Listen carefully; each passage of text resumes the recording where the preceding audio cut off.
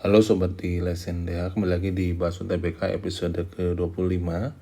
Jadi di sini kita disuruh menentukan nilai dari penjumlahan dari beberapa bentuk akar.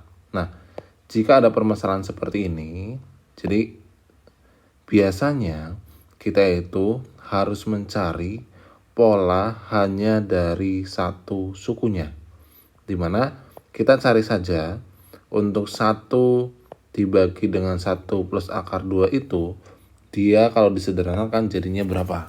Kemudian nanti untuk suku berikutnya dia mengikuti pola dari yang pertama. Oke, sekarang kita perhatikan.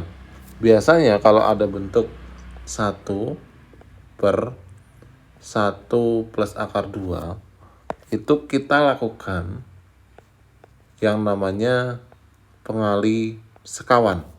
Jadi dikalikan dengan akar sekawannya, di mana akar sekawan dari 1 plus akar 2 itu adalah 1 min akar 2.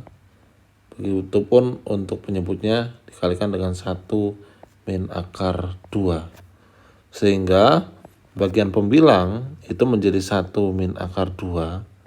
Sedangkan di bagian penyebut ini kalau ada pengali sekawan kayak gini, jadi cukup yang depan kalikan dengan yang depan, kemudian yang belakang dikalikan dengan yang belakang gitu ya. Sehingga kalau kita kalikan dia menjadi 1 min 2, sehingga hasilnya ini menjadi 1 min akar 2 per min 1, dimana ini kalau dibagi hasilnya adalah akar 2 dikurangi dengan 1 ya, karena dibagi dengan negatif. Sehingga sekarang di bentuk yang kedua kalau ada misalkan 1 per ya, dia adalah akar 2 ditambah dengan akar 3.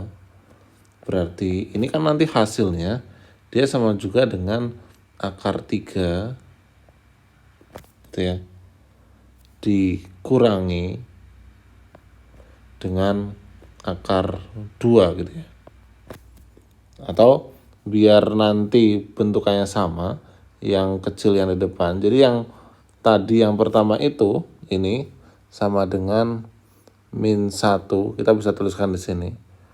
Min 1 plus akar 2. Kemudian yang kedua ini kan bisa dituliskan sebagai min akar 2 plus akar 3.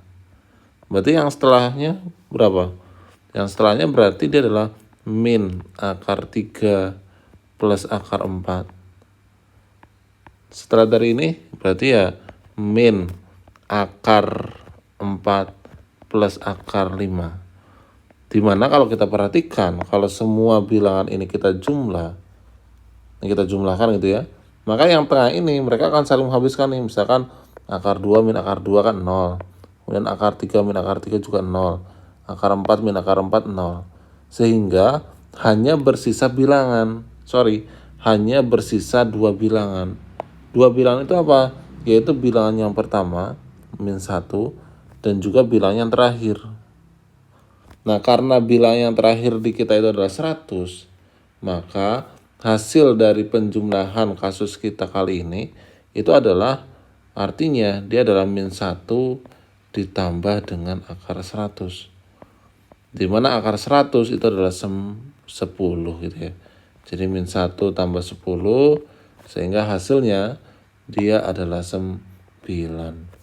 Oke, semoga video penjelasan ini bermanfaat. Silakan jika ada pertanyaan lainnya bisa dituliskan di kolom komentar dan terima kasih.